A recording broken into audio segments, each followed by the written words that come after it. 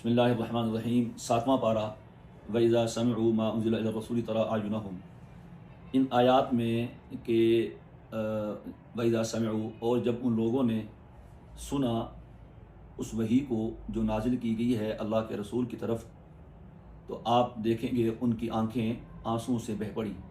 حق کو پہچان لینے کی وجہ سے۔ ان آیات میں حبشہ کے بادشاہ حضرت نجاشی اور ان نے جو علماء بھیجے تھے اور نصارہ کا وفد بھیجا تھا، تو وہ اسلام قبول کر لیا ان لوگوں نے، اور انہوں نے نبی کریم علیہ الصلاۃ والسلام کی زبان سے سورہ یاسین کی تلاوت سنی تو ان کی آنکھوں میں آنسو آ گئے، اور انہوں نے اس کتاب کے حق ہونے کا اعتراف کیا۔ تو اس واقعے کو یہاں بیان کیا گیا ہے۔ وہ یہ تھا کہ جب مکہ مکرمہ کے لوگوں نے مسلمانوں پہ زیادہ مظالم شروع کر دیے، پھر نبی کریم علیہ الصلاۃ والسلام نے انہیں حبشہ ہجرت کرنے کا حکم دیا۔ چنانچہ 100 کے لگ بھگ لوگ پہلے مرحلہ میں 2 قافلوں میں نجاشی کے پاس حبشہ میں پہنچے، اور وہاں وہ امن و سکون سے رہنے لگے۔ کفار مکہ کو مسلمانوں کا یہ امن و سکون کہاں گوارا تھا، تو انہوں نے تحفے تحائف اکٹھے کیے اور حبشہ کے بادشاہ نجاشی کے پاس بھیجے، اور مقصد یہ تھا کہ تم ان کو اپنے ملک سے نکال دو۔ تو نجاشی نے جو مسلمان وہاں پہنچے ہوئے تھے ان کو بلایا اور حالات کی تحقیق کی۔ حضرت جعفر ابن ابی طالب رضی اللہ تعالیٰ عنہ نے نجاشی کے دربار میں اسلامی عقائد کی، نظریات کی، تعلیمات کی ایسی تقریر کی کہ وہاں کے علماء جو نصارہ تھے اور اہل کتاب تھے، انجیل کے وہ عالم تھے، انہوں نے اس تقریر کو سنا اور بہت متاثر ہوئے، اور پھر انہوں نے کہا یہ تو وہی تعلیمات ہیں جو ہماری انجیل میں موجود ہیں، اس سے ملتی جلتی ہیں۔ چنانچہ حضرت نجاشی نے وہ کافروں کے سارے ہدیے واپس کر دیے اور مسلمانوں کو حبشہ سے نکالنے سے انکار کر دیا کہ یہاں رہیں گے، انہیں امن و سکون کے ساتھ یہاں رہنے کا پورا حق ہے۔ جب نبی کریم علیہ الصلاۃ والسلام مکہ مکرمہ سے ہجرت فرما کر مدینہ منورہ تشریف لائے، تو مہاجرین حبشہ اب حبشہ سے مدینہ آنے لگے۔ تو حضرت نجاشی نے ایک وفد 70 لوگوں کا، جس میں نصارہ تھے اور ان کے علماء تھے، وہ بھیجا کہ تم بھی جاؤ ان کے ساتھ مدینہ اور ان کے نبی حضرت محمد الرسول اللہ صلی اللہ علیہ وسلم سے ملاقات کرو۔ چنانچہ یہ لوگ مدینہ پہنچے ہیں، نبی کریم علیہ الصلاۃ والسلام سے ملاقات کی۔ آپ نے سورہ یاسین کی تلاوت کی۔ سورہ یاسین کی تلاوت ہو، سرزمین مدینہ ہو اور لسان نبوت ہو تو اثر کیسے نہ ہو۔ تو جب تلاوت کی تو حضور کی زبانی تلاوت قرآن سن کے ان کی آنکھوں میں آنسو آ گئے۔ تو اس آیت میں اسی کا ذکر ہے، وَإِذَا سَمِعُوا مَا أُنزِلَ إِلَى الرَّسُولِ تَرَىٰ أَعْيُنَهُمْ تَفِيضُ مِنَ الدَّمْعِ مِمَّا عَرَفُوا مِنَ الْحَقِّ، کہ جب ان لوگوں نے اللہ کے رسول سے قرآن کریم جو نازل شدہ تھا رسول پر سنا، تو تم دیکھو گے ان حبشہ کے لوگوں کی آنکھوں میں آنسو آ گئے اور انہوں نے حق کو پہچان لیا۔ یقولون ربنا آمنا فاکتبنا مع الشاہدین، کہنے لگے اے اللہ ہم ایمان لے آئے، آپ ہمیں بھی ایمان لانے والوں کے ساتھ اور اپنی توحید کی گواہی دینے والوں کے ساتھ لکھ دیں۔ چنانچہ جب یہ حبشہ کے دربار میں پہنچے اور سارا قصہ بیان کیا تو شاہ حبشہ نجاشی بھی مسلمان ہو گئے، اور یہاں اس آیت میں اسی واقعے کی طرف اشارہ ہے۔ آگے انہی کی باتیں ذکر کی ہیں۔ آگے آیت نمبر 87 میں یہ فرمایا گیا لا تحرموا طیبات ما احل اللہ لکم ولا تعتدوا، کہ اللہ تعالیٰ نے جو چیزیں تم پہ حلال قرار دی ہیں انہیں حرام مت قرار دو۔ یعنی جو آدمی اللہ تعالیٰ کی حلال کردہ چیز کو حرام قرار دے تو وہ حکم خداوندی کی نافرمانی کا مرتکب ہوتا ہے۔ اگر تو وہ بعض حلال کو حرام قرار دے اور اس کو حرام سمجھے تو یہ گویا کہ تحریم حلال اللہ کا مرتکب ہوگا، تو یہ کافر ہو جائے گا۔ البتہ اگر ایک شخص ہے وہ اپنے اوپر اس کا استعمال ناجائز قرار دیتا ہے کہ میں فلاں چیز استعمال نہیں کروں گا، مجھ پہ حرام ہے، تو اگر تو وہ چیز جائز ہے اور مباح ہے تو پھر اسے چاہیے کہ وہ اپنی قسم کو توڑ دے اور قسم کا کفارہ ادا کرے، جس طرح کہ نبی کریم علیہ الصلوۃ والسلام نے وہ شہد کو اپنے اوپر حرام قرار دیا تھا، پھر آپ نے کفارہ دے کے کفارہ ادا کر کے وہ قسم کو توڑا اور پھر شہد کو پی لیا تھا۔ اور اگر وہ کسی چیز کو حرام نہیں سمجھتا بلکہ عملی طور پر اپنے اوپر ایک چیز کو منع کر لیتا ہے کہ میں اسے استعمال نہیں کروں گا، اگر تو ایسا کرنا اس کا وہ ثواب کے لیے ہے، مذہب کا حصہ سمجھتا ہے، عبادت سمجھتا ہے، تو یہ بدعت ہے، رہبانیت ہے، اور قرآن و سنت کے میں ان چیزوں کی بہت مذمت بیان کی گئی، لہٰذا اس کو ترک کرنا چاہیے اور اس پابندی کو جو آپ نے اوپر لاگو کی ہے ختم کر دینا چاہیے۔ اگر کوئی آدمی کسی جسمانی یا روحانی بیماری کی وجہ سے کسی بھی چیز کو چھوڑ دیتا ہے، جیسے کہ پرہیز ہے مجھے، میں اس چیز کو استعمال نہیں کرتا، تو اس میں کوئی حرج نہیں ہے، اس کو چھوڑ دینا درست ہے، وہ اس تحریم کے ضابطے میں نہیں آئے گی۔ آگے آیت نمبر 99 ہے 199، لا یؤاخذکم اللہ باللغو فی ایمانکم، اس میں قسم کے کفارے کو بیان کیا ہے۔ قسم کا کفارہ یہاں پر بھی بیان ہوا ہے اور پیچھے سورہ بقرہ کی آیت نمبر 225 میں بھی بیان ہوا تھا۔ تو یاد رکھیں قسم کی 3 قسمیں ہیں، ایک یمین لغو ہے، دوسری یمین منعقدہ ہے اور تیسری یمین غموس ہے۔ یمین لغو تو یہ ہے کہ آدمی بغیر کسی پختگی کے ماضی کے کسی واقعے پر کوئی قسم کھا لیتا ہے، جیسے یا عام محاورے میں یہ یمین لغو ہے، اور دوسری یمین منعقدہ ہے، یعنی یمین لغو میں قسم کھانا مقصود نہیں ہوتا، بس محاورے کے طور پر عرفی طور پر قسم ہے جیسے کہتے ہیں، وہ یمین لغو ہے۔ دوسری ہے یمین منعقدہ۔ یمین منعقدہ وہ ہے کہ یہ مستقبل کے حوالے سے ہوتی ہے کہ آدمی آئندہ کے حوالے سے کسی کام کے کرنے یا نہ کرنے کی قسم کھاتا ہے کہ قسم سے میں یہ کام کروں گا یا میں یہ کام نہیں کروں گا۔ اب یہ قسم کھانے سے وہ قسم پکی ہو جاتی ہے، تو اس کو چاہیے کہ اس کام پہ پکا رہے، اور اگر اس نے قسم کھائی ایسی چیز پہ جس پہ قسم نہیں کھانی چاہیے، جو کام اس کو نہیں چھوڑنا چاہیے تھا اس نے قسم کھا لی، تو پھر اس کا طریقہ یہ ہے کہ پہلے اپنی قسم توڑے پھر اس کا کفارہ ادا کرے۔ اور قسم کا کفارہ یہ ہے کہ 10 مسکینوں کو صبح شام کا درمیانے درجے کا کھانا کھلا دے، یا کھانے کی قیمت دے دے، یا کم از کم ہر مسکین کو ایک صدقہ فطر کے برابر جو غلہ وغیرہ ہے، گندم جو یہ کھجور کشمش وغیرہ وہ دے دے، یا اس کی قیمت دے دے، یا 10 مسکینوں کو لباس دے دے جس میں شلوار اور قمیص ہو۔ اگر یہ نہ کر سکتا ہو تو پھر یہ ہے کہ 3 روزے قسم کے کفارے کے طور پہ رکھ لے۔ یہ اس کے لیے ہے فمن لم یجد، کہ جو کھانا نہ کھلا سکے، یتیموں کو صدقہ فطر کے برابر رقم نہ دے سکے، انہیں کپڑا وغیرہ نہ دے سکے، تو پھر وہ 3 روزے رکھے۔ تیسری ہے یمین غموس۔ یمین غموس وہ ماضی کے کسی واقعے کے بارے میں ہوتی ہے، جھوٹی قسم ہوتی ہے۔ ایک آدمی جان بوجھ کر جھوٹی قسم کھا رہا ہوتا ہے کہ نہیں ایسے میں نے کیا تھا حالانکہ کیا نہیں تھا، یہ میں نے ایسے نہیں کیا تھا حالانکہ اس نے تو کیا تھا، تو اس کو یمین غموس کہتے ہیں۔ غمس کا معنی کسی چیز کو ڈبو دینا، تو یہ ایک ایسی منحوس قسم کی قسم ہے کہ قسم کھانے والے کو صرف گناہ گار نہیں کرتی بلکہ گناہ میں غرق کر دیتی ہے، وہ گناہ میں ڈوب جاتا ہے، اور آخرت میں اس قسم کی وجہ سے آدمی عذاب میں ڈوب جائے گا۔ اللہ ہم سب کو بچائے۔ امام ابو حنیفہ رحمہ اللہ تعالیٰ کے مطابق اس یمین غموس میں کفارہ نہیں ہے، کفارہ صرف یمین منعقدہ میں ہے، لغو میں تو کفارہ نہیں ہے اور غموس میں بھی کفارہ نہیں ہے۔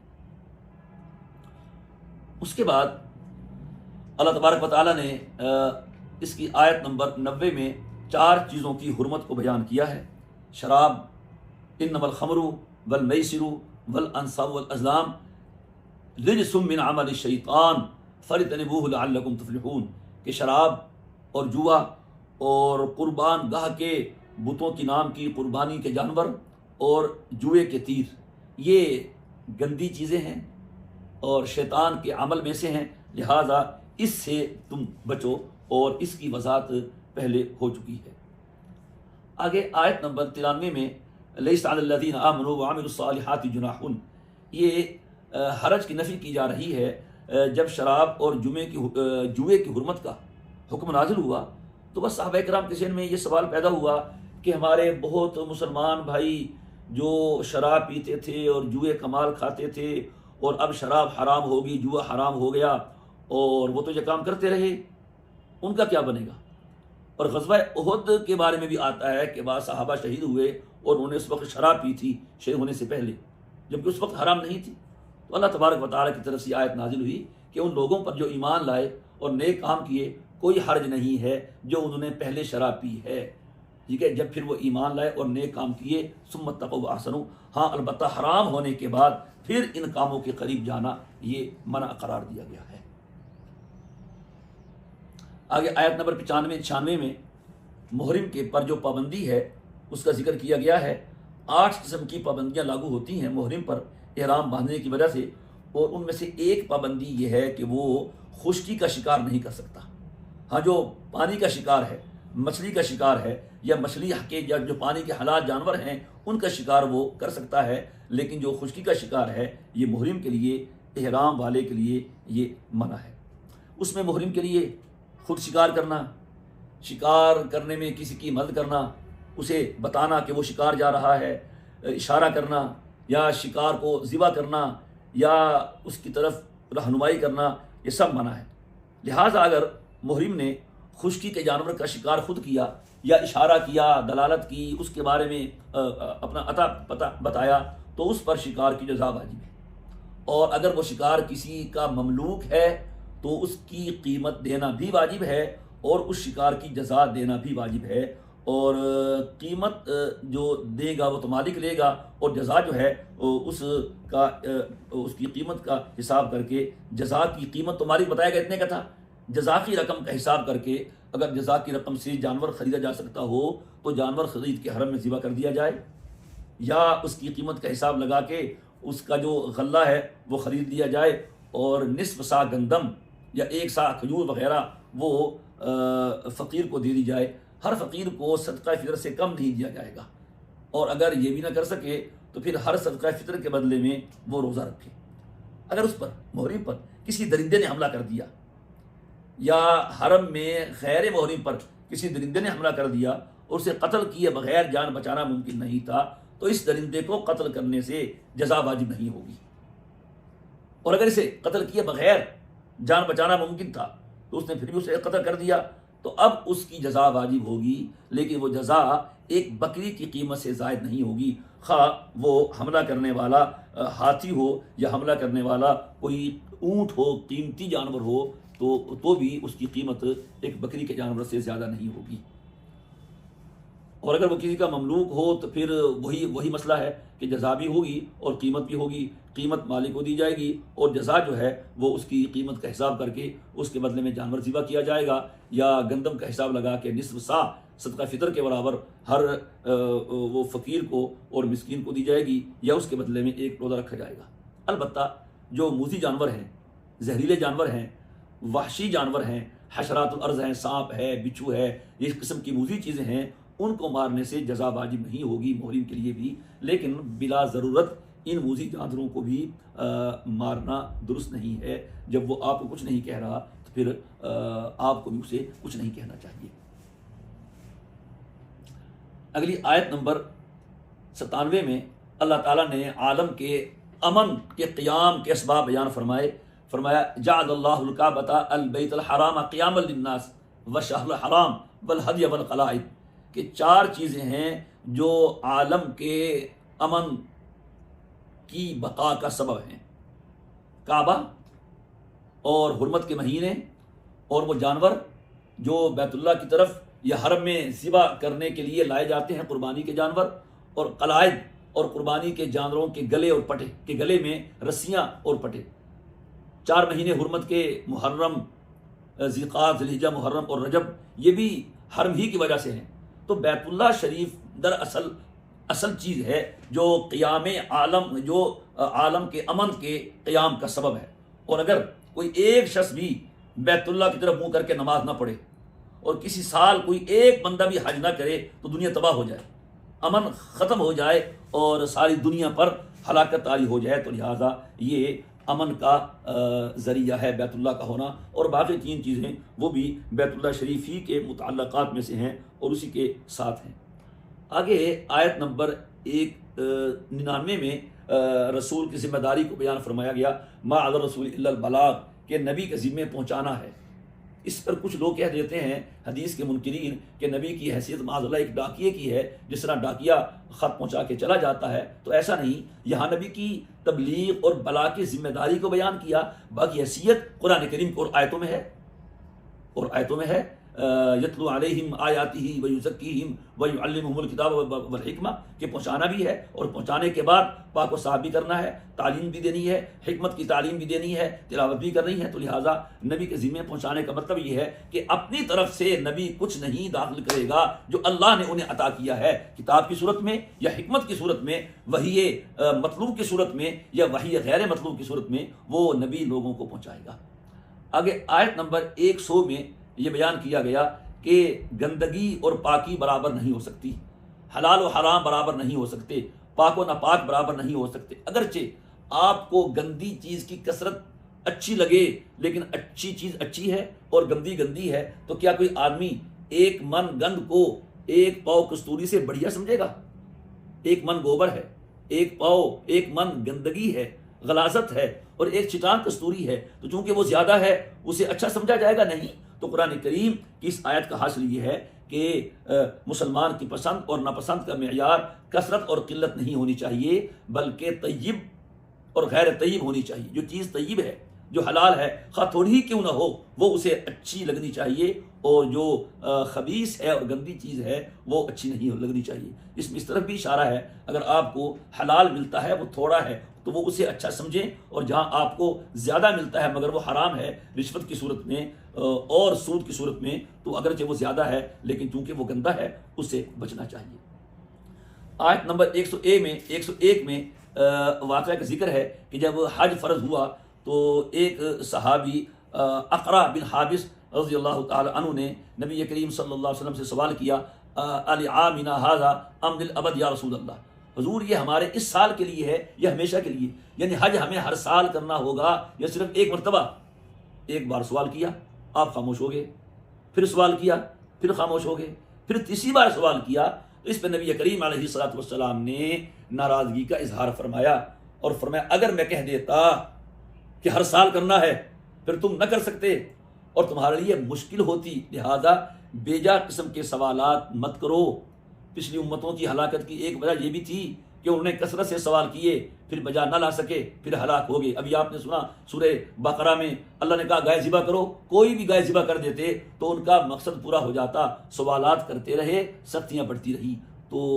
یہ اس پس منظر میں یہ آیت نازل ہوئی، لہذا تمہیں سوالات کی بجائے بس جو حکم دیا گیا ہے اس پہ عمل کرنے کی کوشش کرنی چاہیے، اور اپنے اوپر مشکل نہیں ڈالنی چاہیے۔ یہاں لفظ ایک بولا گیا وَإِن تَسْأَلُوا عَنْهَا حِينَ يُنَزَّلُ الْقُرْآنُ، کہ نزول وحی کے زمانے کے وقت تم سوال کرو گے تو پھر تمہارے لیے یہ مشکل پیدا ہو جائے گی۔ اس سے معلوم ہوا کہ اب تکمیل قرآن کریم کے بعد وحی کا سلسلہ ختم کر دیا جائے گا، پھر تمہارے سوال کا جواب بذریعہ وحی کبھی نہیں آئے گا، لہٰذا فضول سوالات کرنا، غیر متعلقہ اور غیر ضروری چیزوں میں پڑھنا، یہ زمانے نزول قرآن میں بھی منع ہے اور قرآن کریم نازل ہونے کے بعد بھی منع ہے۔ آج کل بھی بہت سے لوگ ہیں جو کرنا کرانا کچھ نہیں ہوتا، بس جب دیکھا کوئی مولوی صاحب جانے حضرت ٹھہرنا، وہ اصحاب کہف کے کتے کا رنگ کیا تھا؟ وہ زلیخا کی حضرت یوسف سے شادی ہو گئی تھی، نوح علیہ السلام نے جو کشتی بنائی تھی اس کا سائز کیا تھا؟ پھر تم نے کیا کرنا ہے اس سے؟ ہمارے حضرات کا یہ معمول رہا، حضرت مفتی محمد شفیع صاحب رحمہ اللہ تعالیٰ جب ان سے کوئی اس قسم کے سوال پوچھتا، حضرت جواب دیتے کہ تم سے آخرت میں یہ سوال نہیں ہوگا۔ تو لایانی سوالوں میں پڑھنے کی بجائے جو عمل کا کام وہ دے، اور دیکھا یہ گیا ہے یہ وہ لوگ جنہیں کرنا کچھ نہیں ہوتا، نہ تراویح پڑھتے ہیں، نہ نماز پڑھتے ہیں، نہ روزہ رکھتے ہیں، نہ زکوٰۃ دیتے ہیں، لے کے بیٹھے ہوتے ہیں یوسف زلیخا کے نکاح کو۔ تو جیسے ایک صاحب سے کسی نے پوچھا کہ حضرت شیطان کی بیوی کا نام کیا ہے، تو انہوں نے فرمایا بھائی میں اس کے نکاح میں شریک نہیں تھا۔ اس لیے اس قسم کے سوالات میں نہیں پڑھنا چاہیے، بس عمل کرنا چاہیے۔ یہ بہت اہم اس میں سبق دیا گیا ہے کہ لغو اور بیجا قسم کے سوالات نہ کرو۔ اور حدیث پاک میں بھی فرمایا گیا من حسن اسلام المرء ترکہ ما لا یعنی، کہ آدمی کے اسلام کی خوبی یہ ہے کہ لا یعنی کاموں کو چھوڑ دے۔ جہاں یا لا یعنی کاموں کو چھوڑنے کا حکم ہے، وہیں لا یعنی سوالات کو چھوڑنے کا بھی حکم ہے۔ آگے آیت نمبر 102 ہے، کافروں نے اپنی شریعت بنا رکھی تھی، حلال و حرام اللہ کا کام تھا، انہوں نے اپنے ہاتھ میں لے رکھا تھا، چنانچہ انہوں نے کچھ جانور بنائے تھے جنہیں حرام قرار دیا تھا اور انہیں اپنے استعمال میں نہیں لاتے تھے، بحیرہ، صائبہ، وسیلہ، حام۔ تو اللہ تعالیٰ کا کہنا فرمانا یہ ہے کہ یفترون علی اللہ الکذب، انہوں نے اس قسم کے جانوروں کو حرام قرار دیا، تو حرام تو اللہ قرار دیتا ہے نا، تو یہ حرام قرار دے کہ اللہ پہ جھوٹ بولتے ہیں، تو لہٰذا ایسا کوئی کام نہیں ہے، کوئی ایسا جانور نہیں جسے اللہ نے حلال قرار دیا ہو تم اسے حرام قرار دو۔ مثلا بحیرہ، اس جانور کو کہتے تھے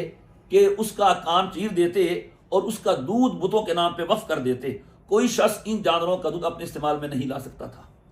صائبہ، یہ وہ جانور تھا جو بتوں کے نام پہ وقف ہو جاتا، گھومتا پھرتا اور اس سے کوئی بھی اپنا فائدہ نہیں اٹھا سکتا تھا۔ وسیل، اس اونٹنی کو کہتے تھے جو مسلسل مادہ بچے جنے اور پھر اس کے بعد اس کو بھی یہ فارغ کر کے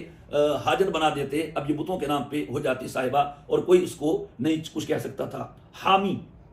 اس اونٹ کو کہتے جس کے نطفہ سے خاص تعداد میں بچے پیدا ہو جاتے، جو خاص تعداد میں بچوں کا باپ بن چکا ہوتا، 10 بچے پیدا کر دی جس اونٹ نے مثلا، اس کے بعد پھر اس بوڑھے اونٹ کو بھی بتوں کے نام پہ چھوڑ دیا جاتا اور اس سے انتفاع نہ کیا جاتا۔ یہ اللہ تعالیٰ نے اس آیت میں اس کی مذمت بیان کی ہے کہ حلال و حرام کے فیصلے تم کر رہے ہو، یہ تمہارا حق نہیں، یہ اللہ کا حق ہے اور یہ فیصلے کرنے کی قدرت اللہ تعالیٰ کے پاس ہے۔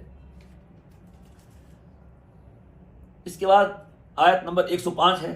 علیکم انفسکم لا یضرکم من ضل اذا اہتدیتم، اے ایمان والو بس تم اپنی فکر کرو، تم جب ہدایت پہ ہو تو کسی گمراہ کی گمراہی تمہیں نقصان نہیں پہنچا سکتی۔ اس میں بعض لوگ یہ سمجھتے ہیں جب وہ دعوت و تبلیغ کے کام میں لگتے ہیں، اصلاح امت کے کام میں لگتے ہیں، انہیں بظاہر کوئی نتیجہ نظر نہیں آتا تو وہ پریشان ہو جاتے ہیں کہ لوگ تو ٹس سے مس نہیں ہو رہے۔ تو اس آیت میں ان کو تسلی دی گئی، اگر تمہارے امر بالمعروف اور نہی عن المنکر کے باوجود لوگ گمراہی سے نہیں بچ رہے اور اپنی گمراہی پر قائم ہیں، اس میں تمہارا کوئی نقصان نہیں ہے، تم نے تو اپنا کام کر دیا، نقصان ان کا ہے۔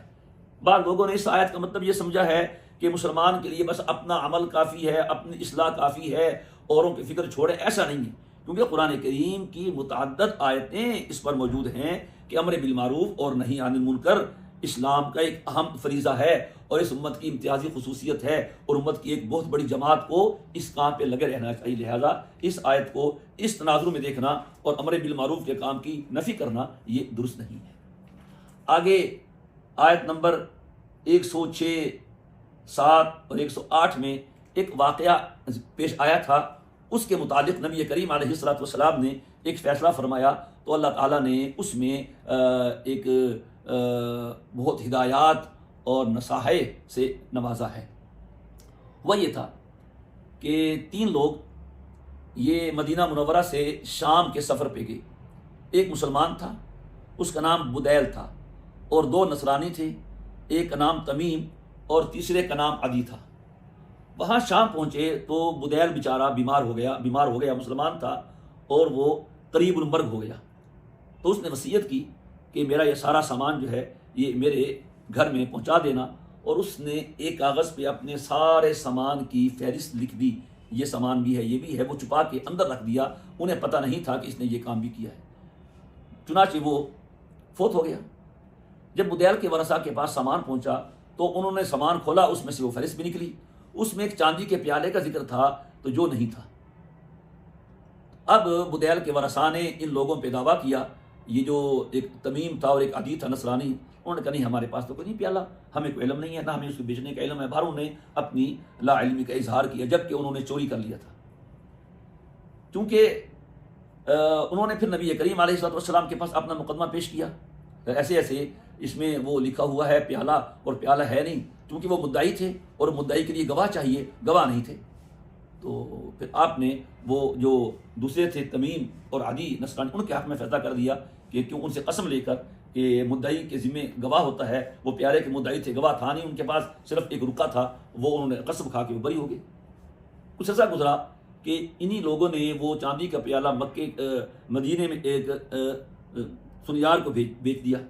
مکہ کے تھے تو مدینہ کے دور تک، تو انہیں معلوم ہو گیا بدیل کے رشتہ داروں کو کہ وہ پیالہ جس کا ذکر بدیل نے اپنی فہرست میں کیا تھا وہ انہی لوگوں نے مکہ کے ایک سنیار کو بیچ دیا ہے۔ چنانچہ پھر انہوں نے نبی کریم علیہ الصلوۃ والسلام سے رجوع کیا، اور ایسے ایسے اب یہ مدعی ہو گئے تھے۔ اب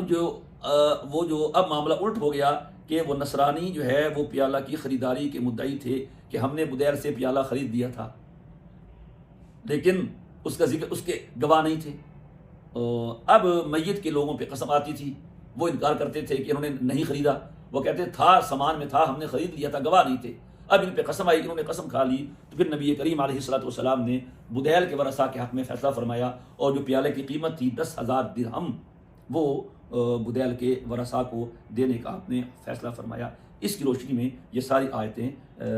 نازل ہوئی ہیں۔ آگے آیت نمبر 109 ہے، اس میں قیامت کی ہولناکی کا ذکر ہے، ہولناکی کا ذکر ہے۔ یوم یجمع اللہ الرسل فیقول ماذا اجبتم قالوا لا علم لنا انک انت علام الغیوب، کہ قیامت کے دن جب اللہ تعالیٰ تمام امتوں کو، ان کے انبیاء کو جمع کریں گے تو سب سے پہلے سوال انبیاء سے ہوگا ماذا اجبتم، کہ جب تم نے اپنی قوم کو دعوت حق دی تو تمہیں کیا جواب دیا گیا؟ تو انبیاء کرام اگرچہ اپنی امت کے ظاہری ایمان کے گواہ ہوں گے، لیکن چونکہ معاملہ اصل حقیقت اور دل کی گواہی کا ہوگا، اس لیے وہ اللہ تعالیٰ کے سپرد کریں گے، فرمائیں گے لا علم لنا، یعنی لوگ ایمان لائے بھی تھے دنیا میں، کیونکہ وہ دل کا معاملہ ہوگا تو انبیاء کہیں گے لا علم لنا انک انت علام الغیوب، اللہ جی اے اللہ ہمیں کچھ علم نہیں ہے، علم تو آپ کو ہے، کیوں کہ علام الغیوب آپ ہیں۔ اب اس سے اندازہ ہوتا ہے کہ قیامت کے دن کس قسم کا منظر ہوگا اور معاملہ کہاں تک پہنچا ہوگا۔ انبیاء کرام بھی دنیا کے ظاہری ایمان کے بارے میں اپنی لا علمی کا اظہار فرما دیں گے۔ پھر آگے عیسیٰ علیہ السلام سے ان کے لوگوں نے فرمائش کی تھی معجزات کی، اور کہا انزل علینا هل یستطیع ربک ان ینزل علینا مائدۃ من السماء، اس پہ سورت کا نام مائدہ بتایا، شروع میں آ گیا تھا۔ فرمائش کی کہ اللہ تعالیٰ کر سکتا ہے ہمارے لیے دسترخوان اتارے کھانے سمیت، تو انہوں نے کہا اللہ سے ڈرو، یہ کیا کہہ رہے ہو؟ انہوں نے کہا ہم تو چاہتے ہیں کہ ہم کھائیں اور مطمئن ہوں۔ تو اس سے معلوم ہوا کہ اس طرح کی فرمائش نہیں کرنی چاہیے، بلکہ جیسے کہتے ہیں کر کے کھانا چاہیے، جی تو خود کوشش کرنی چاہیے، اس قسم کی فرمائشیں کرنا یہ اچھا نہیں ہے۔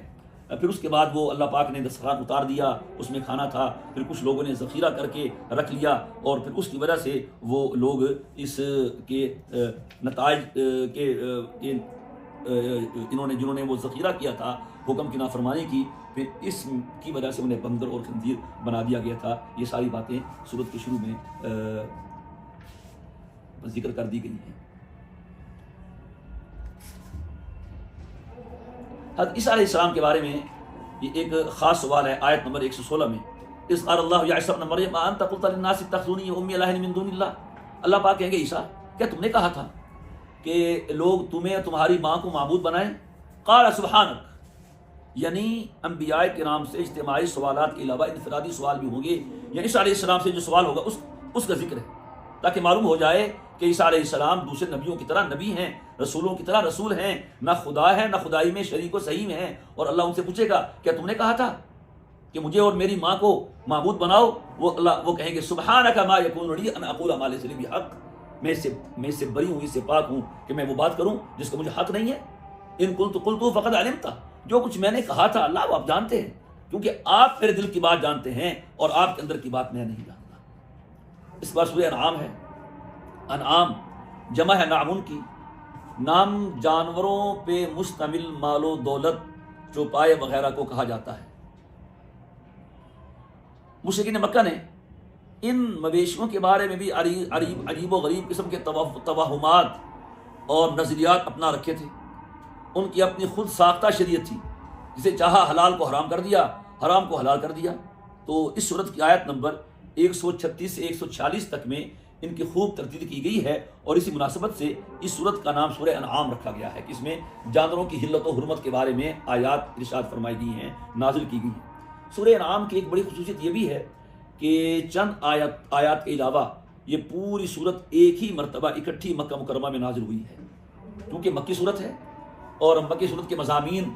کی بنا پر اس میں زیادہ تر مضامین عقائد کے، توحید کے، رسالت کے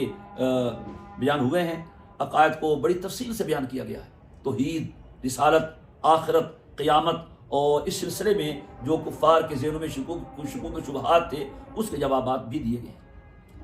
مکی دور میں مسلمانوں پہ ظلم روا رکھا گیا اور اس کے نتیجے میں مسلمان شکستہ دل، مضطرب، خوف، مایوسی کی کیفیت پیدا ہو جاتی تھی۔ تو اس صورت میں مسلمانوں کی تسلی کے لیے، اطمینان کے لیے بہت سی آیتیں بھی نازل کی گئیں، اور یہ اس میں کہا گیا کہ ظلم و ستم کی یہ کالی گھٹا ہمیشہ نہیں رہے گی، ان قریب یہ سب کالی گھٹائیں چھٹ جائیں گی اور حق کا بول بالا ہو کے رہے گا۔ سورج شروع ہو رہی ہے، الحمدللہ الذی خلق السماوات والارض وجعل الظلمات والنور، کہ تمام تعریفیں اللہ کے لیے جس نے آسمانوں اور زمین کو پیدا کیا اور جس نے اندھیرے اور نور کو بنایا۔ پھر یہ لوگ اللہ کے ساتھ دوسروں کو شریک ٹھہراتے ہیں۔ اللہ وہی ہے جس نے تمہیں مٹی سے پیدا کیا، ثم قضا اجلا، پھر ایک مقرر وقت کو بنایا۔ اس سے مراد اجل مسمى عندہ، اور ایک مقرر وقت اللہ کے ہاں ہے، یعنی قیامت کا وقت ہے۔ قیامت کا علم کسی کو نہیں ہے، انسانی موت کا علم بھی کسی کو نہیں، لیکن وقت کے پہ فرشتے کو ہو جاتا ہے۔ ڈاکٹر بھی اندازہ لگا لیتے ہیں اب نبض کی یہ صورتحال ہے، گردے، جگر، دل، حالت یہ ہے، کچھ اندازہ لگا لیتے، لیکن قیامت ایسی چیز ہے کہ اس کا اندازہ بھی کسی کو نہیں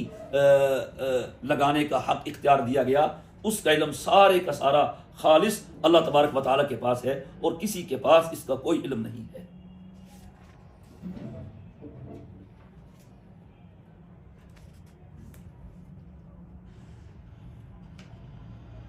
کفار مکہ یہ بھی کہتے تھے کہ فرشتہ اتر آتا، ہمیں وہی سنا دیتا، یہ کہتے کہ آسمانوں سے کتاب لکھی ہمارے ہاتھ پہ آ جاتی تو ہم اپنے ہاتھوں سے دیکھ لیتے۔ تو اللہ تعالیٰ نے اس کے جواب میں فرمایا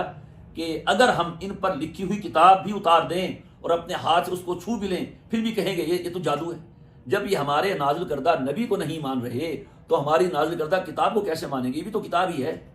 اور اتارے ہم فرشتہ، اگر فرشتہ ہم اپنی شکل میں اتارے، فرشتے کی شکل میں، تو وہ تو پھر اس کو دیکھ لیں گے، پھر ایمان بالغیب کہاں رہا؟ پھر تو ایمان معتبر نہیں ہے، دیکھنے کے بعد ایمان تو نہیں ہوتا ہے۔ اور جب فرشتے اتریں گے لا بشرا، پھر ان کے لیے ایمان لانے کی جو مہلت ہے ختم ہو جائے گی۔ اور اگر فرشتہ کسی انسانی شکل میں نازل کریں تو پھر وہ کہیں گے یہ تو انسان ہے، پھر حضور بھی تو ہیں، یہ ان کو نہیں مان رہے تو انسانی شکل میں نازل کیے جانے والے فرشتے کو یہ کیسے مانیں گے؟ آیت نمبر 10 میں تسلی دی گئی ہے نبی کریم علیہ الصلوۃ والسلام کو، فرمایا وَلَقَدِ اسْتُهْزِئَ بِرُسُلٍ مِّن قَبْلِكَ، اے میرے نبی اگر آپ کو جھٹلا رہے ہیں، استہزاء کر رہے ہیں، ٹھٹھا کر رہے ہیں، آپ مت گھبرائیے۔ جو بھی اس حق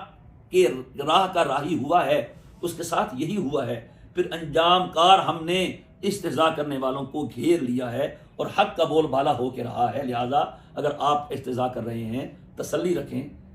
خاطر جمع رکھیں، اطمینان رکھیں، یہ استہزاء کرنے والے تباہ ہو جائیں گے۔ جس طرح پچھلے نبیوں کا دین غالب آ کے رہا، اس طرح آپ کا دین بھی غالب آ کے رہے گا۔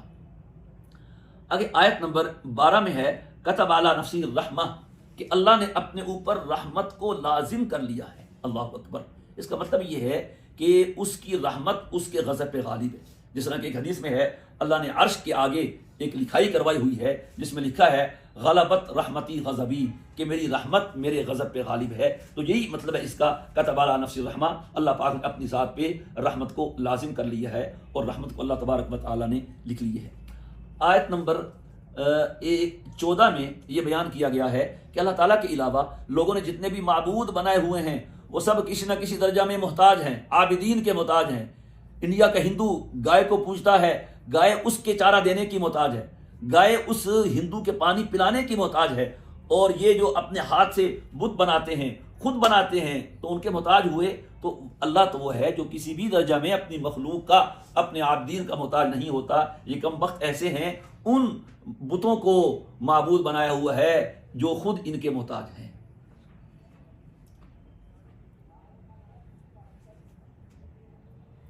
اللہ تبارک و تعالیٰ کی اس وحی کے نتیجے میں نبی کریم علیہ الصلوۃ والسلام کی طرف سے یہ اعلان حق کیا جا رہا ہے قل ای شیء اکبر شہادہ، کہ اللہ سے بڑھ کے گواہی کس کی ہو سکتی ہے؟ اللہ میرے اور تمہارے درمیان گواہ ہے۔ گویا کہ میں جو کچھ کہہ رہا ہوں اللہ کی طرف سے کہہ رہا ہوں، اور میں اس میں ہرگز کوئی کمی بیشی نہیں کر رہا، اور جو کچھ میری زبان سے نکل رہا ہے وہ اللہ ہی کی طرف سے آ رہا ہے، اس میں میں اپنی طرف سے ایک بات بھی نہیں کہہ رہا۔ اگر تم میری بات نہیں مانتے پھر اللہ گواہ ہے، وہ حق اور سچ کا فیصلہ کرے گا۔ آیت نمبر 20 میں انہی اہل کتاب کے بارے میں فرمایا گیا کہ ہم نے جنہیں کتاب دی ہے وہ حضور کو ایسے پہچانتے ہیں جیسے اپنی اولاد کو پہچانتے ہیں۔ آدمی اپنی اولاد کے ہر عضو سے جانتا ہے، یہ ہاتھ میرے بیٹے کا ہے، یہ چہرہ میری بیٹی کا ہے، یہ بال اس کے ہیں، لیکن اسی طرح یہ آپ کو پہچانتے ہیں، مگر حسد ہے، ضد ہے، ہٹ دھرمی ہے اور عناد ہے اور جلن ہے، اس وجہ سے مان نہیں رہے، تو یہ گھاٹے کا اور خسارے کا سودا کر رہے ہیں۔ جو ایمان نہیں لاتے وہ اپنا نقصان کر رہے ہیں۔ آگے آیت نمبر 23 ہے اور 24 ہے، اس میں اللہ تبارک و تعالیٰ نے اعمال کے بارے میں یہ فرمایا ہے کہ وہ جو معبودین ہوں گے ان کے باطلہ وہ ان کے کام نہیں آئیں گے، لیکن جو نیک لوگ ہوں گے ان کے نیک عمل وہاں انہیں نظر آئیں گے۔ اور بعض روایت میں یہ بھی آتا ہے کہ صالحین اور متقی لوگوں کے نیک عمل قیامت کے دن سواری بن جائیں گے، جس پہ وہ سوار ہو کے سواری کریں گے۔ تو ایمان والوں کا ایمان اور اعمال والوں کے اعمال تو قیامت کے دن آئیں گے، اس سے فائدہ اٹھائیں گے، لیکن جو مشرکین ہیں ان کے معبودان باطلہ نہ ان کے کام آئیں گے اور نہ کسی قسم کا ان کو فائدہ پہنچا سکیں گے۔ تو یہ ایمان کی حقانیت اور شرک کا بطلان اس آیت میں بیان کیا گیا ہے۔ سورہ انعام کی آیت نمبر 32 میں اس دنیا کی زندگی کے بارے میں کہا گیا وَمَا الْحَيَاةُ الدُّنْيَا إِلَّا لَهْوٌ وَلَعِبٌ، کہ وَمَا الْحَيَاةُ الدُّنْيَا إِلَّا لَهْوٌ وَلَعِبٌ، دنیا کی زندگی لہو اور لعب ہے، کھیل اور تماشا ہے۔ قرآن کریم کی متعدد آیات میں یہ مضمون آیا ہے۔ اس میں دنیا کی زندگی کی حقیقت کو آشکارا کیا گیا ہے کہ کھیل تماشا ہے، حقیقت نہیں ہے۔ انسان کی حالت بچپن میں کیا ہوتی ہے، پھر جوان ہوتا ہے، پھر بوڑھا ہوتا ہے، تو زندگی تو نہ ہوئی نا، نہ اس میں صحت کا پتہ چلتا ہے، نہ بیماری کا پتہ چلتا ہے۔ تجھے پہلے بچپن نے برسوں کھلایا، جوانی نے پھر تجھ کو مجنوں بنایا، بڑھاپے نے پھر آ کے کیا کیا ستایا، اجل تیرا کر دے گی بالکل صفایا، جگہ جی لگانے کی دنیا نہیں ہے، یہ عبرت کی جا ہے تماشا نہیں ہے۔ واقعات ایسے ہوتے ہیں کہ اتوار کا دن ہے، بچے بیٹھے ہیں، آج پاپا ناشتہ لائیں گے ہوٹل سے، حلوہ پوری کا ناشتہ کریں گے، نان چنے کا ناشتہ کریں گے، یہ ناشتہ کریں گے، وہ ناشتہ کریں گے، سب بیٹھے ہوئے انتظار میں۔ بائک پہ ان کا ابا جاتا ہے بیچارہ، تو روڈ ایکسیڈنٹ میں اس کی موت ہو جاتی ہے، ناشتہ گھر نہیں آتا، اس کی لاش آ جاتی ہے۔ یہ اس اعتبار سے کھیل تماشا ہے۔ چھوٹے بچے چھوٹے کھلونوں سے کھیلتے ہیں، تو جو بڑا ہو جاتا ہے وہ بھی کھلونوں سے ہی کھیلتا ہے۔ ان کی گاڑیاں چھوٹی ہوتی ہیں، بچے ہوتے ہیں، بڑوں کی گاڑیاں بڑی ہو جاتی ہیں، وہ اپنی کوٹھیوں سے کھیلتے ہیں، بنگلوں سے کھیلتے ہیں، بڑی بڑی گاڑیوں سے، ڈالروں سے، پاؤنڈ سے، تو سب کھیل تماشا ہے، سب کچھ یہیں رہ جائے گا، حقیقت نہیں ہے۔ حقیقت بہرحال آخرت کی ہے، جس طرح ایک اور آیت میں فرمایا وَمَا الْحَيَاةُ الدُّنْيَا إِلَّا لَهْوٌ وَلَعِبٌ وَإِنَّ الدَّارَ الْآخِرَةَ لَهِيَ الْحَيَوَانُ لَوْ كَانُوا يَعْلَمُونَ۔ اگر تم سمجھو تو اصل حق زندگی وہ آخرت کی ہے، اصل زندگی آخرت کی ہے۔ وہاں جوانی ہے تو سدا رہے گی، بڑھاپا نہیں آئے گا، بیماری ہے، صحت ہے تو بیماری نہیں آئے گی، زندگی ہے تو موت نہیں آئے گی۔ بہرحال اس حقیقت کو قرآن کریم نے بار بار واضح فرمایا ہے، لیکن یہ بات ذہن میں رہے کہ قرآن کریم نے جس زندگی کو لہو و لعب قرار دیا ہے وہ دنیا کی زندگی ہے۔ آدمی دنیا میں مگن رہے، دنیا میں مست ہو جائے اور اسی کو زندگی سمجھے۔ ہاں، جو آدمی اس دنیا میں ایمان، عمل صالح اور ذکر اللہ کو ساتھ لے کے چلے اور اس کی زندگی ایمان و عمل صالح اور تقوی سے مزین ہو، تو یہ ایسی بڑی نعمت ہے کہ دنیا جہان کی کوئی نعمت اس کا مقابلہ نہیں کر سکتی۔ کیوں کہ پھر یہ زندگی جو ایمان والی ہے، عمل والی ہے، ذکر اللہ والی ہے، یہی جنت کی اور آخرت کی ابدی کامیابیوں کا ذریعہ بنتی ہے۔ اس سے اگلی آیت ہے، آیت نمبر 32 ہے، اس میں نبی کریم علیہ الصلوۃ والسلام کو ایک تسلی بھی دی گئی ہے کہ دو مطلب بیان کیے گئے ہیں۔ ایک تو یہ کہ کفار جو آپ کی تکذیب کرتے ہیں آپ پریشان نہ ہوں، حضرت ہمارے حضرت یہ اللہ کی تکذیب کر رہے ہیں، آپ کو تو صادق و امین کہتے ہیں۔ اور اسی طرح کا ایک واقعہ کہ ابو جہل نے اخنس بن شریک کے سوال کے جواب میں کہا تھا کہ اللہ کی قسم محمد صلی اللہ علیہ وسلم تو سچے آدمی ہیں، انہوں نے زندگی بھر کبھی جھوٹ نہیں بولا۔ تو یہی بات یہاں کہی جا رہی ہے کہ یہ آپ کی تکذیب نہیں کرتے، یہ اللہ کی تکذیب کرتے ہیں، لہٰذا آپ تسلی رکھیں، آپ پریشان نہ ہوں۔ اور دوسرا مطلب یہ بھی لیا گیا ہے مفسرین کی جانب سے کہ یہ لوگ بظاہر آپ کو جھٹلا رہے ہیں لیکن حقیقت میں اللہ کو جھٹلا رہے ہیں، اس لیے کہ آپ کو جو جھٹلا رہے ہیں نبی ہونے کی وجہ سے، رسول ہونے کی وجہ سے، تو نبی تو آپ کو ہم نے بنایا ہے، رسول آپ کو ہم نے بنایا ہے، تو لہٰذا یہ آپ کی تکذیب نہیں، انجام کار اللہ تعالیٰ کی تکذیب ہے۔ اس میں بھی نبی کریم علیہ الصلاۃ والسلام کے لیے بہت زیادہ تسلی کا اور اطمینان کا پہلو ہے۔ اس کے بعد آیت نمبر 38 ہے، وَمَا مِن دَابَّةٍ فِي الْأَرْضِ وَلَا طَائِرٍ يَطِيرُ بِجَنَاحَيْهِ إِلَّا أُمَمٌ مِثْلُكُمْ،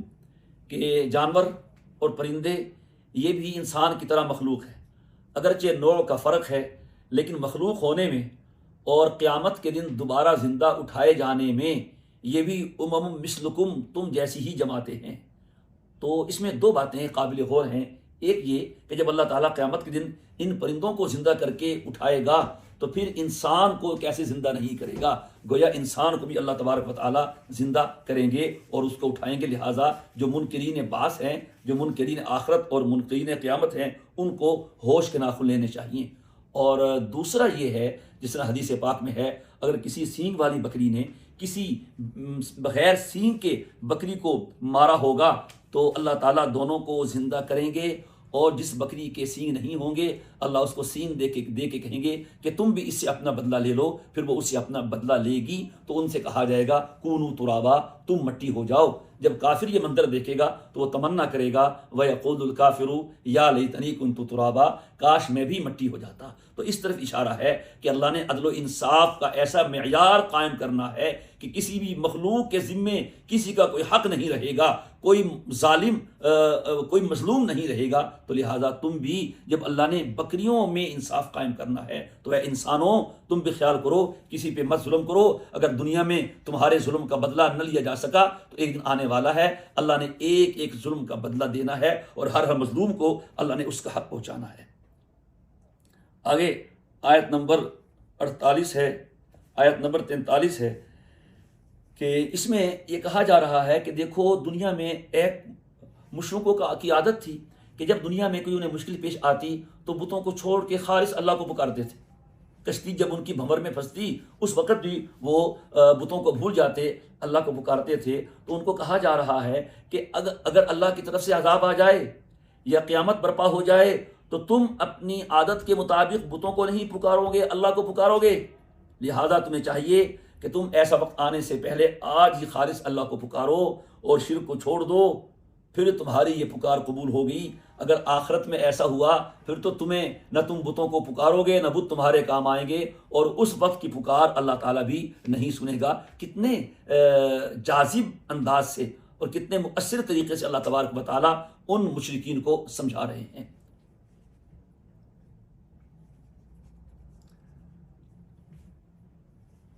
آگے اللہ تعالیٰ پچھلی امتوں کے حالات کو بیان فرماتے ہوئے ارشاد فرماتے ہیں کہ ذرا بتاؤ اگر اللہ کا عذاب تم پہ اچانک آ جائے یا اللہ تعالیٰ کا عذاب تم پہ علانیہ آ جائے، اچانک عذاب بھی آ سکتا ہے، اللہ ہم سب کو بچائے، اور علانیہ عذاب بھی آ سکتا ہے، بغتہ، اس میں اچانک عذاب کو بیان فرمایا، اور جہرہ آیت نمبر 47 ہے، اس میں علانیہ عذاب کو بیان فرمایا۔ اچانک عذاب سے مراد وہ عذاب ہے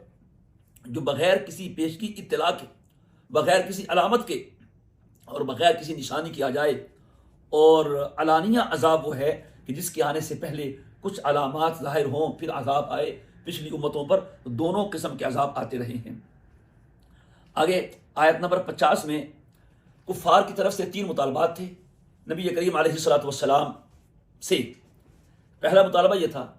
کہ اگر آپ اللہ کے رسول ہیں تو پھر آپ دنیا بھر کے سارے خزانے اکٹھے کر کے ہمارے سامنے لائیں، اور دوسرا مطالبہ یہ تھا کہ اگر آپ اللہ کے رسول ہیں تو مستقبل میں جتنے بھی حالات و واقعات پیش آنے والے ہیں آپ ہمیں ان سب سے آگاہ کریں، اور تیسرا مطالبہ یہ تھا کہ آپ اگر نبی اور رسول ہیں تو آپ کو فرشتہ ہونا چاہیے۔ یہ 3 مطالبے تھے، اگر تینوں مطالبے پورے کریں تو پھر ہم آپ کی بات مانتے ہیں۔ تو اس آیت نمبر 50 میں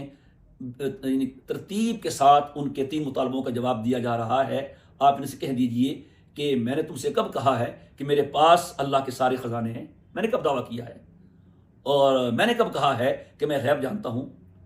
اور میں نے تمہیں کب کہا ہے کہ میں اللہ کا فرشتہ ہوں؟ میں تو وحی کی پیروی کرتا ہوں، لہٰذا ترتیب کے ساتھ اللہ تعالیٰ نے ان تینوں مطالبوں کا جواب دیا ہے۔ آگے آیت نمبر 51 ہے، وَأَنذِرْ بِهِ الَّذِينَ يُحْشَرُونَ۔ اس میں نبی کریم علیہ السلام کو تسلی بھی ہے اور آپ کو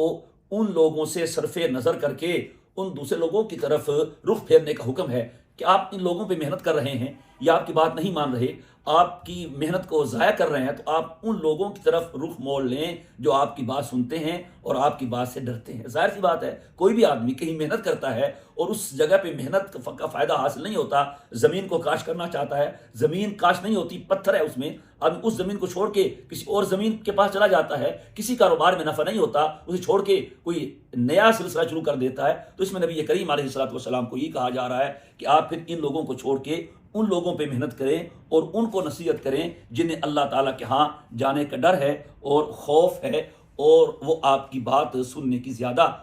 ان سے قبولیت کی توقع بھی ہے اور سننے کی امید بھی ہے۔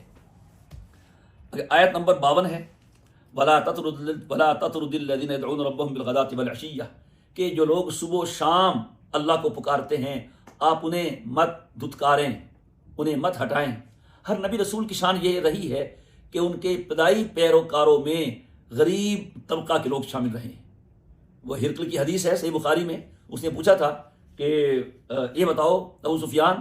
ان کو ماننے والے ضعفاء ہیں یا اشراف ہیں؟ تو اس نے کہا تھا بل ضعفاؤہم، کہ ضعیف کمزور ناتواں لوگوں نے حضور کی بات پہ یہ بات پہ یقین کیا ہے اور کلمہ پڑھا ہے۔ اس پہ ہرقل نے کہا تھا وَكَذَلِكَ الرُّسُلُ، کہ اسی طرح رسول جو ہیں ضعیف اور ناتواں غریب لوگ ہی ان کے پیروکار ہوتے ہیں۔ نبی کریم علیہ السلام کے ماننے والوں میں ان لوگوں کی اکثریت تھی۔ بلال حبشی تھے، عبداللہ ابن مسعود تھے، عمار ابن یاسر تھے، صہیب رومی تھے، سالم مولا ابن حذیفہ تھے، سبیح مولا اسید تھے، اور مقداد ابن عمرو جیسے غریب مفلس ناتواں کمزور قسم کے لوگ تھے۔ قریش کے سرداروں کو یہ اعتراض بھی تھا کہ آپ کے اکثر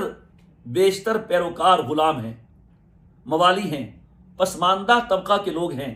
ان کی موجودگی میں ہم کیسے آپ کے پاس آ سکتے ہیں؟ آپ ان کو ہٹا دیں تو پھر ہم آپ کے پاس آئیں گے۔ تو اللہ کے نبی کو یہ حکم دیا گیا لا تطرد الذین یدعون ربهم بالغداۃ والعشی یریدون وجہہ، کہ مت ہٹائیے یہ غریب صحیح، یہ پسماندہ لوگ صحیح، لیکن یہ اپنے رب کو پکارتے ہیں اور آپ کے پاس آ کے بیٹھے رہتے ہیں۔ ما علیک من حسابہ من شیء وما من حسابک علیہ من شیء، اگر وہ نہیں مانتے، اپنے ذام میں ہے، تکبر میں ہے، بڑائی میں ہے، سرداری میں ہے، نہیں مانتے، نہ مانیں، آپ کے ذمے کچھ نہیں ہے، نہ ان کا حساب آپ کے ذمے، نہ آپ کے حساب آپ کے ذمے، بس جو آپ کے ساتھ جو آپ پہ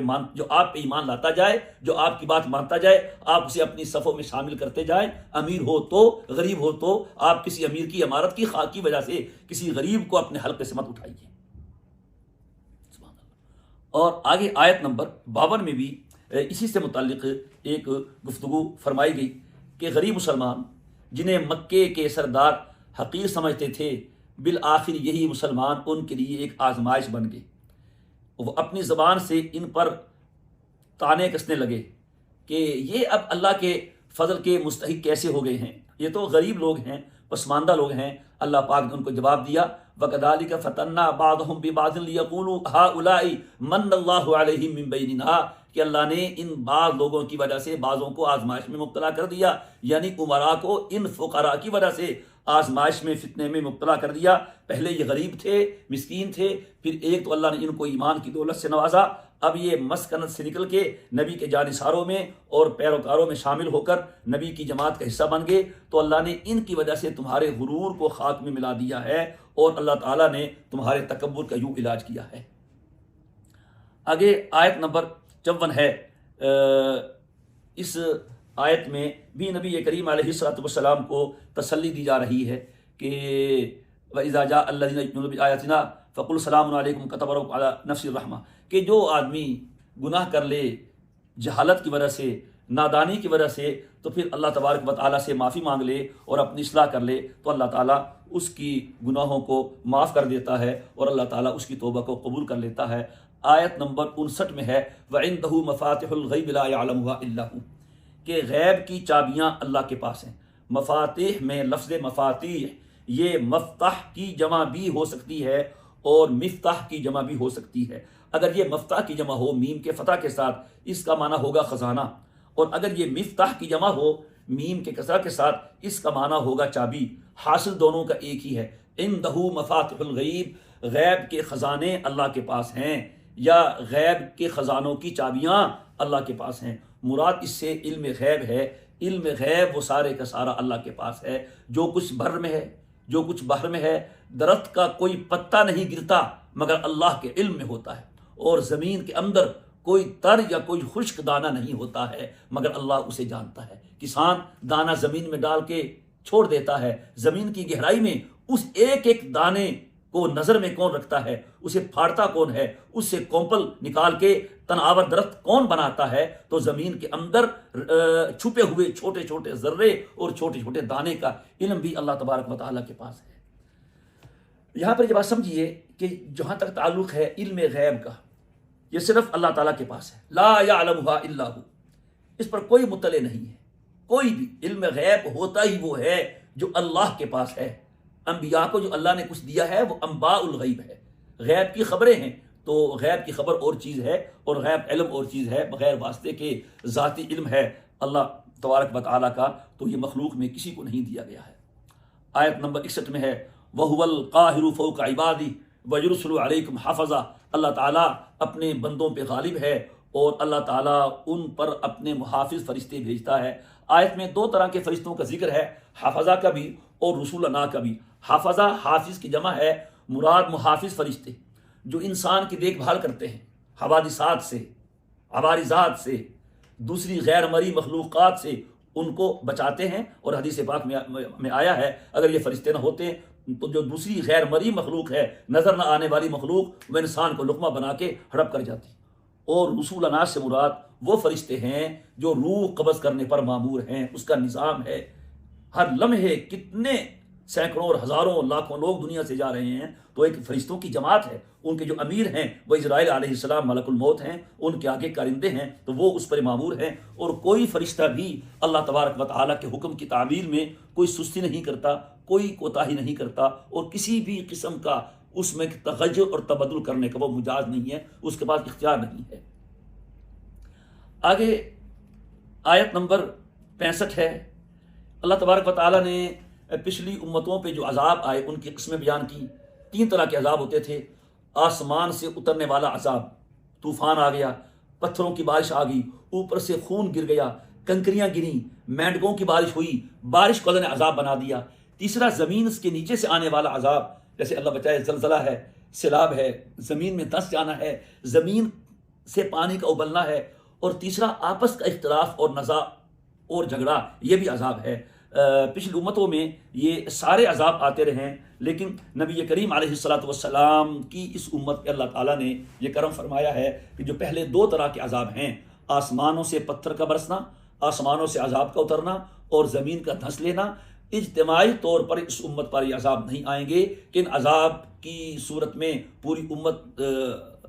تباہ ہو جائے، ہلاک ہو جائے۔ ہاں، اکا دکا واقعات پیش آ سکتے ہیں اور آئے بھی ہیں اور آئیں گی، لیکن جو تیسری قسم کا عذاب ہے، آپس کا اختلاف اور آپس کا نزاع، او یلبسکم شیعا ویذیق بعضکم بأس بعض، یہ تمہیں متفرق جماعتیں بنا دے، گروہ بنا دے، فرقے بنا دے، اور تم بعض کے ساتھ جھگڑتے رہو، لڑتے رہو، آپس میں تمہارا قتل و قتال رہے، جدال رہے، تو یہ عذاب اس امت میں بھی ہے۔ تو پاسداران قوم کو، رہبران ملت کو چاہیے کہ وہ اپنے لوگوں کو اس عذاب سے جتنا ہو سکے بچانے کی کوشش کرتے رہیں۔ آگے آیت نمبر 68 ہے، اس میں یہ بتایا گیا ہے کہ جب آپ دیکھیں کہ لوگ ہماری آیتوں میں غور و خوض کر رہے ہیں، یعنی اس میں ٹھٹھا استہزاء مذاق کر رہے ہیں، فَأَعْرِضْ عَنْهُمْ حَتَّى يَخُوضُوا فِي حَدِيثٍ غَيْرِهِ، جب تک کسی مجلس میں ایمان کا، دین کا، اہل دین کا مذاق اڑایا جا رہا ہو تو اس وقت تک اس مجلس میں بیٹھنا درست نہیں ہے۔ اس آیت سے معلوم ہوا کہ کفار کی مجلس میں، فساق کی مجلس میں جب وہ کفریات بک رہے ہوں، فسق کا، گناہ کا ارتکاب کر رہے ہوں، معصیت کا دور دورہ ہو، وہاں پر بیٹھنا منع ہے۔ ہاں اگر بے دہانی میں، بے توجہی میں ایسا ہو جائے تو معلوم ہونے کے بعد فوراً وہاں سے اٹھ کر آنا ضروری ہے، اور اگر ایسا کرنے معلوم ہونے کے باوجود بھی آدمی وہاں بیٹھا رہے تو پھر وہ بھی ان جیسا شمار ہوگا، اور اس کی مجلس کا شمار ہوگا، اس کی مجلس میں بیٹھنے والا ان جیسا ہی شمار ہوگا۔ آیت نمبر 69 میں فرمایا گیا ہے وَمَا عَلَى الَّذِينَ يَتَّقُونَ مِنْ حِسَابِهِم مِّن شَيْءٍ، کہ صرف خود بچنا کافی نہیں ہے بلکہ ہر آدمی کو استطاعت کے مطابق، قدرت کے مطابق نصیحت کرنا بھی ضروری ہے۔ جس طرح کہ حدیث پاک میں فرمایا گیا کہ مَن رَأَىٰ مِنكُم مُنكَرًا فَلْيُغَيِّرْهُ بِيَدِهِ، جو آدمی کسی کو برائی کرتا ہوا دیکھے، طاقت ہو ہاتھ سے روکنے کی تو ہاتھ سے روکے۔ ہاتھ سے روکنے کی طاقت عام بندے میں نہیں ہے، عام شہری میں نہیں ہے، وہ حکومت کے پاس ہے، جن کے پاس قوت نافذہ ہے، جن کے پاس قانون نافذ کرنے والے ادارے ہیں، ان کی ذمہ داری ہے کہ گناہ کرنے والوں کو گناہوں سے روکے۔ کوئی روزے کے دنوں میں سر عام کھا پی رہا ہے تو احترام رمضان آرڈیننس پر عمل درآمد کروانا یہ مسجد کے امام کی ذمہ داری نہیں ہے، حکومت کی ذمہ داری ہے۔ فَإِن لَّمْ يَسْتَطِعْ فَبِلِسَانِهِ، اگر قوت بازو نہیں ہے، اختیار و اقتدار نہیں ہے، پھر زبان سے روکے۔ یہ مشائخ کی، علماء کی اور پیشواؤں کی ذمہ داری ہے۔ فَإِن لَّمْ يَسْتَطِعْ فَبِقَلْبِهِ، ایک آدمی زبان سے بھی نہیں روک سکتا اور اختیار بھی نہیں ہے تو کم از کم درجہ ایمان کا یہ ہے کہ اس برائی کو، اس گناہ کو دل سے برا سمجھے۔ کوئی گناہ ہوتے ہوئے دیکھتا ہے اور دل سے اس پہ راضی ہے، دل سے بھی برا نہیں سمجھ رہا، تو وہ ایسا ہی ہے جیسے کہ خود گناہ میں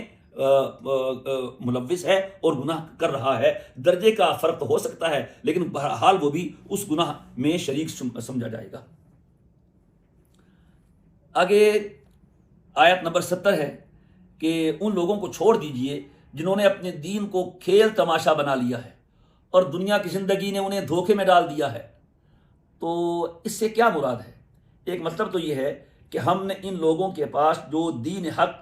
اسلام بھیجا ہے، ان لوگوں نے اس آخری اور سچے دین کو مذاق سمجھ رکھا ہے، اس پر طعن و تشنیع کرتے ہیں، استہزاء کرتے ہیں، ہر حکم کا مذاق اڑاتے ہیں، پھبکیاں کستے ہیں۔ ایک مطلب یہ ہے، اور دوسرا مطلب یہ ہے کہ ان لوگوں کا جو اپنا اصلی دین تھا، جو اللہ کی طرف سے تھا، منزل من اللہ تھا، لیکن ان لوگوں نے اس دین میں رد و بدل کر کے، تبدیلیاں کر کے، حذف کر کے اس دین کو گویا کہ اس کا حلیہ بگاڑ دیا ہے، تو انہوں نے اپنے دین کو اس طرح سے مذاق بنا لیا ہے۔ آگے اللہ تبارک و تعالیٰ نے حضرت ابراہیم علیہ السلام کے جو والد تھے آزر، ان کا واقعہ بیان کیا ہے، اور اس میں شروع کی آیتوں میں اللہ تعالیٰ نے توحید کو ثابت کیا ہے، شرک کی نفی کی ہے، اور عقیدہ آخرت کو بڑے دل نشین انداز سے بیان کیا ہے۔ یہ 3 آیت رکوع کی جو صاحب چاہیں قرآن کریم کے ترجمے سے وہ اس سے لطف اندوز بھی ہو سکتے ہیں اور نصیحت بھی حاصل کر سکتے ہیں۔ وَإِذْ قَالَ إِبْرَاهِيمُ لِأَبِيهِ آزر، آیت نمبر 76۔ ابراہیم نے اپنے باپ آزر سے کہا۔ آزر کے بارے میں 2 قول ہیں، زیادہ حضرات کی رائے تو یہ ہے کہ آزر حضرت ابراہیم علیہ السلام کے حقیقی والد کا نام تھا، نام تعارف تھا، لقب آزر تھا، اور بعض محققین کا یہ بھی کہنا ہے کہ آزر ان کے چچا کا نام تھا اور والد کا نام تعارف تھا۔ بہرحال، اور باپ، چچا کو بھی باپ کہنا ہر زبان، ہر محاورے میں ہوتا ہے، تو باپ بھی ہو سکتے ہیں آزر اور چچا بھی ہو سکتے ہیں، لیکن زیادہ جو رائے ہے مفسرین کی وہ یہی ہے کہ ان کے باپ کا نام تھا۔ پھر حضرت ابراہیم علیہ السلام نے توحید کے جو دلائل بیان فرمائے ہیں قوم کو، ان کی قوم ستاروں کو پوجتی تھی، چاند کو پوجتی تھی، سورج کو پوجتی تھی، تو کس سبحان اللہ کس انداز سے، حکیمانہ اسلوب سے انہوں نے لوگوں کو سمجھایا ہے۔ رات کا وقت تھا تو ستارے دیکھے، کہا ھذا ربی، یہ میرے معبود ہیں۔ فلما افلا، جب پو پھٹی اور ستارے غائب ہوئے، کہا لا احب الافلین، میں تو غروب ہونے والوں کو رب کیسے مانوں جو خود ڈوب گیا ہے۔ پھر چاند دیکھا، کہا چمکتا ہوا ھذا ربی، یہ میرا رب ہے۔ پھر وہ وقت آیا کہ چاند بھی غائب ہو گیا دن کی روشنی میں، تو پھر کہا اگر رب مجھے ہدایت نہ دیتا تو میں بھی چاند کو معبود مان کے گمراہ ہو جاتا۔ پھر دن چڑھا، سورج نکلا، فلما رأى الشمس بازغہ، جب سورج کو چمکتے ہوئے دیکھا، کہا ھذا ربی ھذا اکبر، یہ تو بہت بڑا ہے، تو یہ رب ہے، چمک رہا ہے، ستارے سے بھی بڑا ہے، چاند سے بھی بڑا ہے۔ فلما افلت، جب وہ بھی غروب ہو گیا شام کو، قال انی بریء مما تشرکون، کہا تم جس کو اللہ کے ساتھ شریک ٹھہرا رہے ہو، وہ ستارے ہوں، وہ چاند ہو، وہ سورج ہو، میں اس سے بری ہوں۔ انی وجہت وجہی للذی فطر السماوات والارض وما انا من المشرکین، سبحان اللہ، کہ میں تو اپنا رخ اللہ کی طرف کر دیا ہے سب کو چھوڑ کے، اور میں اللہ کے ساتھ کسی کو شریک نہیں ٹھہراؤں گا۔ لیکن یہ ایسی دل نشین تقریر تھی، لیکن جب دل پہ مہر لگی ہو تو پھر وہ دلیل نہیں مانتا ہے، پھر وہ حجت بازی کرتا ہے۔ یاد رکھنا، گمراہ آدمی ہمیشہ حجت بازی کرے گا، سچی دلیل میں بھی کیڑے نکالے گا، نہیں مان کے دے گا۔ اب اس سے واضح دلیل اور کیا ہوتی؟ لیکن قوم نے جھگڑا کیا اور کہنے لگے کہ یہ تو ہمارے آباء و اجداد کے رب ہیں، تم ان دیوتاؤں کو برا بھلا کہہ رہے ہو، اگر تم نے ان خداؤں کو برا بھلا کہا تو تم پہ یہ مصیبت آ جائے گی، یہ ہو جائے گا، یہ ہو جائے گا۔ تو وہ انہوں نے نہیں مانا۔ ابراہیم علیہ السلام اس کے باوجود بھی اپنے اس ایمان پہ قائم رہے اور قوم کو وہ دلائل بھی سمجھاتے رہے اور توحید کے مسائل بھی سمجھاتے رہے۔ آیت نمبر 82 ہے، جو لوگ ایمان لائے اور اپنے ایمان کو ظلم کے ساتھ نہیں ملایا، انہی کے لیے امن ہوگا اور وہ ہدایت پہ ہوں گے۔ جب یہ آیت اتری تو صحابہ بہت پریشان ہو گئے، اور ظلم کا معنی سمجھے گناہ، کیونکہ ظلم کا معنی ہوتا ہے وضع شیء فی غیر محلہ، کسی بھی چیز کو اس کی جگہ پہ نہ رکھنا، یہ ظلم ہے۔ اور کہنے لگے اینا لم یظلم، ہمیں کس نے ظلم نہیں کیا ہوگا، اور امن اس کو ہے کہ جس نے ظلم نہیں کیا۔ تو بہت پریشان ہو گئے کہ اے اللہ، امن تو اسے ملے گا جس نے ظلم نہیں کیا ہوگا، اینا لم یظلم، ہم میں کون ہے جس نے ظلم نہ کیا ہو، چھوٹی بڑی کوتاہی تو ہوتی رہتی ہیں۔ تو لیکن پھر اس کے بعد سورہ لقمان میں اس آیت کی وضاحت فرمائی گئی، آیت نمبر 13 میں، اور اس میں فرمایا ان الشرک لظلم عظیم، کہ شرک ظلم ہے۔ یعنی یہاں پر جو ظلم ہے، لم یلبسوا ایمانہم بظلم، اس پر جو تنوین ہے وہ تعظیم کی ہے۔ تعظیم کا معنی جس چیز پہ تنوین لائی جائے، اور تو مطلب ہوتا ہے یہ بہت بڑی چیز ہے۔ کتابن، تنوین تعظیم یعنی کتابن عظیم، بہت بڑی کتاب ہے۔ تعامن یعنی تعاون عظیم، تو یہاں پر بھی ظلم باقی وجہ سے یعنی ظلم عظیم کے ساتھ نہیں ملایا۔ تو اس سورہ لقمان کی آیت نمبر 13 نے واضح کر دیا کہ یہ عام ظلم مراد نہیں، بلکہ بڑا ظلم مراد ہے، اور وہ ظلم عظیم ہے۔ تو اس میں آیت میں بہت تسلی ہے کہ جو آدمی ایمان لائے گا اور ایمان میں مخلص ہوگا، اس کے ایمان میں ذرا بھی شرک نہیں ہوگا، تو اللہ اس کو جہنم سے امن دے گا اور ہدایت عطا کرے گا۔ اور اسی بارے میں حدیث ہے، معراج کی رات میں اللہ تبارک و تعالیٰ نے حضور کو جہاں 3 تحفے دیے، تو ایک یہ تھا کہ میں آپ سے یہ وعدہ کرتا ہوں، میرا تحفہ ہے آپ کے لیے کہ آپ کی امت کا جو آدمی اس حال میں میرے ساتھ ملے گا کہ میرے ساتھ کسی کو شریک نہیں ٹھہرائے گا، تو میں اس کو بخش دوں گا۔ آگے آیت نمبر 83 ہے، پہلے ابراہیم علیہ السلام کے وہ دلائل بیان فرمائے تھے جس سے ان کی قوم وہ لاجواب ہو گئی تھی، لیکن مان کے نہیں دیا تھا۔ اب اللہ تبارک و تعالیٰ نے اس آیت میں فرمایا وَتِلْكَ حُجَّتُنَا آتَيْنَاهَا إِبْرَاهِيمَ عَلَىٰ قَوْمِهِ، کہ ابراہیم نے اپنی قوم کو جو دلیل دے کے لاجواب کر دیا تھا، تو وہ دلیل ابراہیم نے جو پیش کی تھی وہ تو ہماری دلیل تھی، کیونکہ ہم نے ابراہیم کو وہ عطا کی تھی، اور جس کو ہم چاہتے ہیں ہم اس کو درجے بلند کر دیتے ہیں۔ ابراہیم علیہ السلام کو ہر ملت میں اور ہر شریعت میں بڑا سمجھا جاتا تھا، خواہ یہود ہوں، خواہ نصارہ ہوں، خواہ مکے کے مشرک ہوں، ان سب کے بڑے تھے۔ اور ابراہیم علیہ السلام کے بعد جتنے بھی نبی آئے سب ان کی اولاد میں سے آئے۔ اب ان کا احترام تھا ہر مرتبے میں، تو ابراہیم علیہ السلام نے جو دعوت دی وہ توحید کی دعوت تھی۔ تو ان تینوں کو کہا جا رہا ہے کہ اے یہود، اے نصارہ، اے مشرکین مکہ، جب تم تینوں طبقات ابراہیم علیہ السلام کو اپنا بڑا مانتے ہو، وہ تو حنیف تھے، وہ مشرکوں میں سے نہیں تھے، اور تم تینوں طبقے مشرک ہو، لہٰذا اگر تم ابراہیم علیہ السلام کے سچے پیروکار ہو تو وہ تو حنیف تھے، یعنی ہر ایک کو چھوڑ کے خالص اللہ کی توحید کے قائل تھے، تو تمہیں بھی ایسا ہونا چاہیے۔ آگے آیت نمبر 84 ہے، مکے کے جو مشرک تھے وہ تو نبوت رسالت کے منکر تھے، نبی کوئی چیز نہیں، اور ابراہیم علیہ السلام اور ان کی اولاد میں سے انبیاء کرام کے نام لیوا بھی تھے، ابراہیم کو بھی مانتے تھے، اسحاق کو بھی مانتے تھے، یوسف کو بھی مانتے تھے علیہم الصلوات و تسلیمات۔ تو یہاں پر اللہ تبارک و تعالیٰ نے 17 انبیاء کرام کے نام گنوائے ہیں، 17 کے، اسحاق، یعقوب، داؤد، سلیمان، ایوب، یوسف، موسیٰ، ہارون، زکریا، یحییٰ، عیسیٰ، الیاس، اسماعیل، یسع، یونس، لوط۔ تو آخر یہ کون لوگ تھے؟ اور یہ سب توحید کے قائل تھے۔ اور یہ جب تم ان سب کے نام لیوا ہو، یہ تو انبیاء ہیں، جب انبیاء ہیں تو رسالت کو مانو، تم رسالت کے منکر کیوں ہو؟ اور یہ سب توحید کے علمبردار تھے، تم ان کو مانتے ہو اور ان کی دعوت کو نہیں مانتے۔ اس سے اگلی جو آیت ہے، آیت نمبر 90، اولئک الذین ھدی اللہ فبہداہ مقتدی قل لا اسألکم علیہ اجرا ان هو الا ذکر للعالمین۔ یہ اس سے پہلی آیت ہے، اس میں نبی کریم علیہ الصلوۃ والسلام کو تسلی دی گئی ہے کہ اگر یہ لوگ آپ کی بات نہیں مانتے، آپ پر ایمان نہیں لاتے، تو آپ پریشان کیوں ہوتے ہیں؟ کیونکہ ہم نے ایک بہت بڑی جماعت آپ کے ساتھ کر دی ہے۔ فَإِن يَكْفُرْ بِهَا هَؤُلَاءِ فَقَدْ وَكَّلْنَا بِهَا قَوْمًا لَيْسُوا بِهَا بِكَافِرِينَ، کہ اگر یہ لوگ منکر ہیں، یہ ابو جہل، یہ بڑے لوگ، تو فقط وکلنا بها قوما، سبحان اللہ، ہم نے آپ کے ساتھ ایک جماعت لگا دی ہے، اس میں انصار ہیں، اس میں مہاجرین ہیں، اور اس میں قیامت تک آنے والے مسلمان ہیں جو اللہ کی اس دعوت اور اس نعمت اور اس توحید کا انکار نہیں کریں گے، اس پہ کار بند رہیں گے۔ اس میں جہاں حضور کے لیے تسلی ہے، وہاں اس رستے کے راہ رووں کے لیے، وہ انصار ہوں، وہ مہاجرین ہوں، وہ صحابہ ہوں، ان کے لیے بھی ایک بہت بڑی عظمت ہے کہ اللہ نے ان کو حضور کے ساتھ گویا کہ لگا کر یہ بتایا ہے کہ یہ لوگ ہم نے آپ کے ساتھ لگا دیے ہیں، تو ان کے لیے بھی اس میں ایک بہت بڑی تسلی کی بات ہے۔ آیت نمبر 91 ہے کہ ایک یہودی تھا مالک بن السیف، وہ بہت بدتمیز تھا،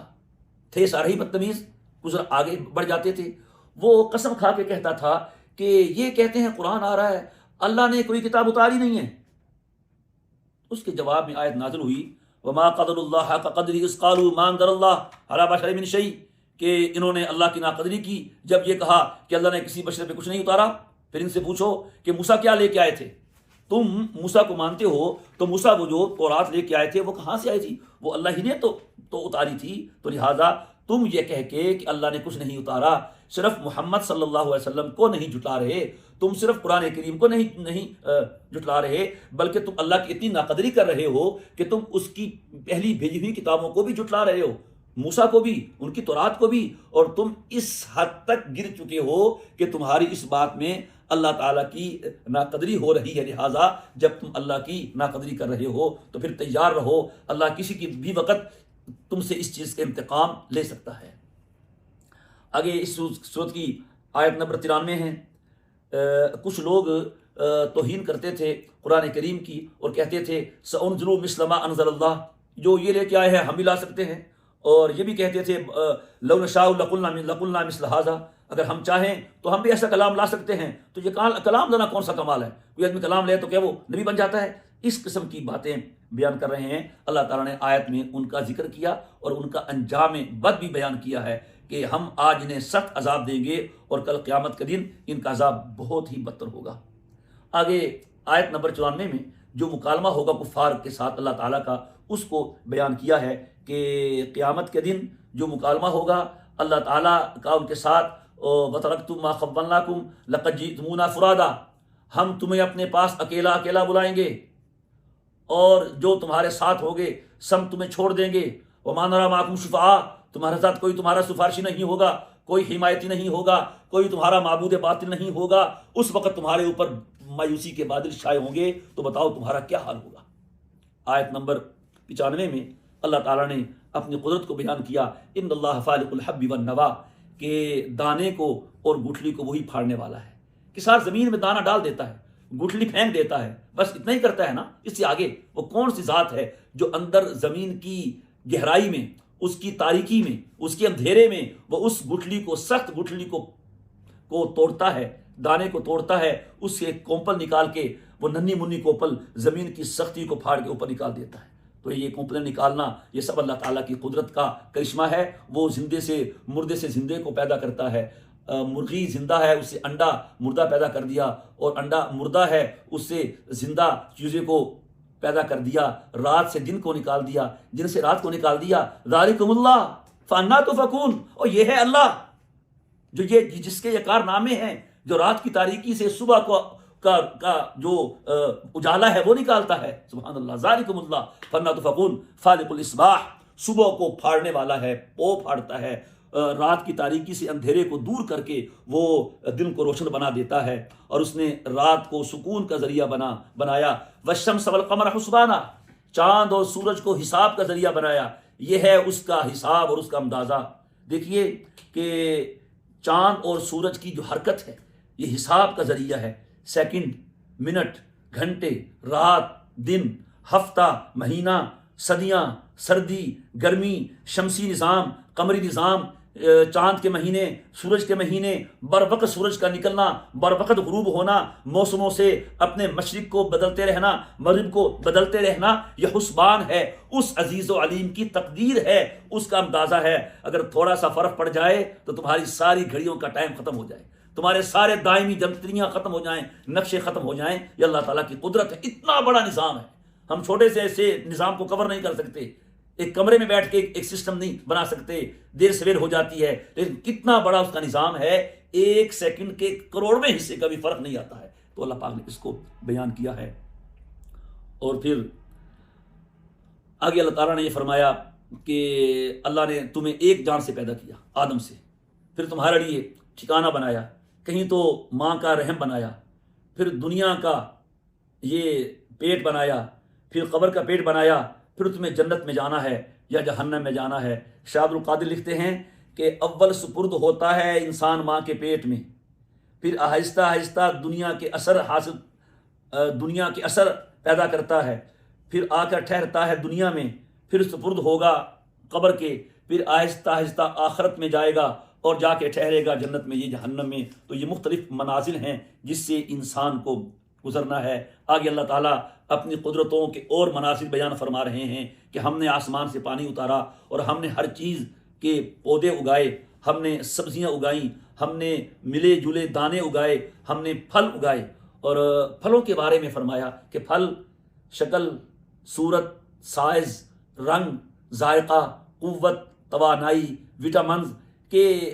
اعتبار سے ایک دوسرے کے مشابہ ہوتے ہیں، ملتے جلتے ہوتے ہیں، لیکن ان کے ذائقے میں کتنا فرق ہوتا ہے، توانائی میں کتنا فرق ہوتا ہے۔ اور فرمایا اذا اثمر وینعی، کہ پھلوں کے پکنے کا وقت کتنا خوبصورت اور کتنا دلکش ہوتا ہے۔ اللہ اس کو اپنی آیتیں قرار دے رہے ہیں، انظروا الی ثمری اذا اثمر وینعی، اس کے پھل کو دیکھو، اس کے پکنے کو دیکھو، پھل آور ہونے کو دیکھو۔ اور یہ اللہ تعالیٰ کی نشانیاں ہیں، کس کے لیے؟ ایمان والوں کے لیے۔ اور پھر آگے اللہ پاک نے یہ فرمایا کہ وَجَعَلُوا لِلَّهِ شُرَكَاءَ الْجِنَّ وَخَلَقَهُمْ، کہ یہ لوگ ایسے ہیں کہ یہ شیاطین کو اللہ کے ساتھ شریک ٹھہرا لیتے ہیں، کیونکہ شیطان کے گمراہ کرنے کی وجہ سے لوگ غیر اللہ کی عبادت کرتے تھے، اور بعض مشرکین تو جنات کو بھی متصرف الامور سمجھ کے ان سے بھی مدد طلب کرتے تھے۔ اور نصارہ جو ہیں حضرت عیسیٰ علیہ السلام کو اللہ کا بیٹا کہتے تھے، اور بعض یہودی حضرت عزیر کو اللہ کا بیٹا کہتے تھے، اور مشرک فرشتوں کو اللہ کی بیٹیاں کہتے تھے۔ تو اللہ تعالیٰ نے ان توحید کی منازل کو، قدرت کو بیان فرما کے اس کی تردید کی ہے کہ سبحانہ و تعالی عما یشرکون، اللہ پاک ہے اور شرک کرنے والوں کے شرک سے بالکل بری ہے، اللہ کا کوئی ساجی نہیں ہے کسی بھی حوالے سے۔ بدیع السماوات والارض، آگے فرمایا کہ ہم نے آسمان زمین کو بغیر نمونے کے پیدا کیا ہے۔ اللہ وہ ذات ہے جس نے آسمان زمین کو پیدا کیا اتنا بلند تنے طرح، تو آج اس کو کیا ضرورت پیش آ گئی جب آسمان بنانے میں وہ اکیلا ہے، اس اکیلے نے زمین بنائی ہے۔ وَالسَّمَاءَ بَنَيْنَاهَا بِأَيْدٍ، اللہ فرماتے ہیں کہ ہم نے اپنی دست قدرت سے آسمان بنایا، زمین بنائی، اس وقت کوئی شریک نہیں تھا۔ تو اے ظالموں اور مشرکوں، اب کیوں اس کے ساتھ شریک ٹھہراتے ہو؟ کوئی اس کا شریک نہیں ہے۔ آگے اللہ تعالیٰ نے آیت نمبر 103 میں فرمایا اسے آنکھ نہیں دیکھ سکتی اور وہ آنکھوں کو دیکھتا ہے۔ تو دنیا میں کسی کے پاس وہ طاقت نہیں کہ اللہ تعالیٰ کا دیدار کر سکے۔ ہاں، اللہ کسی کو دیدار کرانا چاہے تو اس کی آنکھ میں وہ نور پیدا کر دیتا ہے۔ اگلے جہان میں جو رؤیت ہوگی تو وہ اس جہان سے بالا ہے۔ شاہ عبد القادر لکھتے ہیں کہ 7 آسمانوں سے اوپر عالم آخرت ہے۔ عالم آخرت میں اللہ کا دیدار ہو سکتا ہے، عالم دنیا میں نہیں۔ چنانچہ نبی کریم علیہ الصلوۃ والسلام نے معراج کی رات جو ایک قول کے مطابق اللہ کا دیدار کیا ہے، تو اس دنیا میں نہیں، وہ عالم آخرت میں کیا ہے، عالم بالا میں کیا ہے۔ اور یہاں پر جو لفظ بولا ہے وہ یدرک لا تدرکہ الابصار، ادراک کا معنی احاطہ کرنے کے آتا ہے۔ اللہ تعالیٰ کا احاطہ کوئی نہیں کر سکتا۔ ہاں، رؤیت ہوگی، اللہ تعالیٰ کو دیکھ سکیں گے، باقی اس کی ذات کا پورا احاطہ تو وہ تو کس کے وس میں ہے کہ اس کا وہ احاطہ کر سکے۔ پھر آگے آیت نمبر 108 میں یہ فرمایا گیا کہ ولا تسبوا الذین یدعون من دون اللہ فیسبوا اللہ عدوا بغیر علم، کہ تم ان کے معبودان باطلہ کو بھی برا بھلا مت کہو، یعنی کسی بھی ملت اور مذہب کے پیشواؤں کو، ان کے خود ساختہ معبودان باطلہ کو، ان کے مذہب کو اس طرح سے برا بھلا مت کہو، ان کی تحقیر اس طرح نہ کرو، اس طرح ان کی توہین نہ کرو کہ اس کے رد عمل میں معبود حق کی توہین ہوتی ہو۔ لہٰذا جب تم دیکھو کہ ہم اس طرح کی بات کر کے نتیجے میں اپنے اللہ اور اپنے سچے مذہب کی توہین کروائیں گے، تو پھر اس صورت میں یہ جائز نہیں ہے کہ آپ اس طرح سے ان کے معبودان باطلہ کی توہین کریں۔ آیت نمبر 109 میں بیان فرمایا گیا کہ کفار مکہ نے ایک مرتبہ کہا اور کہ اپنا حضور سے مطالبہ کیا کہ اگر آپ ایسا کریں، آپ یہ صفا پہاڑی ہے اسے سونے کا بنا دیں تو پھر ہم ایمان لے آئیں گے۔ نبی کریم علیہ السلام تو بڑے حدیث تھے، آپ نے یہ سوچا کہ میں دعا کر دیتا ہوں، اللہ تعالیٰ سونے کا بنا دیں گے، یہ ایمان لے آئیں گے، اور کیا چاہیے گا۔ آپ نے دعا کا ارادہ فرما لیا تھا تو جبریل امین حاضر ہوئے اور یہ وحی لے کے آئے۔ وَأَقْسَمُوا بِاللَّهِ جَهْدَ أَيْمَانِهِمْ، یہ لوگ بڑی پکی قسمیں کھاتے ہیں، اگر ان کے پاس کوئی معجزہ آ جائے، نشانی آ جائے تو یہ ایمان لے آئیں گے۔ آپ کہہ دیجئے انما الآیات عند اللہ وما یشعرکم انہا اذا جاءت لا یؤمنون، کہ نشانیاں ساری کی ساری اللہ کے پاس ہیں، اور آپ کو کیا پتا کہ وہ نشانی دیکھ کے بھی ایمان لاتے ہیں کہ نہیں۔ اور جبریل امین نے آ کے آپ سے کہا کہ دیکھیں اللہ تعالیٰ فرما رہے ہیں اگر آپ چاہیں ہم صفا پہاڑ کو سونے کا بنا دیتے ہیں، لیکن اگر اس کے باوجود بھی یہ ایمان نہ لائے تو پھر ہم ان کو اسی طرح عذاب سے تباہ کر دیں گے جس طرح پچھلی امتوں کو ہم نے عذاب سے تباہ دیا تھا۔ اب یہ دیکھ لیں، کیونکہ نبی کریم علیہ الصلوۃ والسلام ان کی ہٹ دھرمی سے اور قبول حق کی صفت سے بے بہرا ہونے سے واقف تھے، تو آپ نے پھر گویا کہ انہی پر شفقت فرماتے ہوئے یہ دعا نہیں فرمائی۔ اگر آپ یہ دعا فرما دیتے اور پھر وہ ایمان نہ لاتے، پھر وہ سارے کے سارے عذاب میں ہلاک ہو جاتے۔ اللہ تعالیٰ نے آپ کی امت کو اس طرح عذاب میں ہلاک نہیں کرنا ہے۔ وآخر دعوانا ان الحمد للہ رب العالمین۔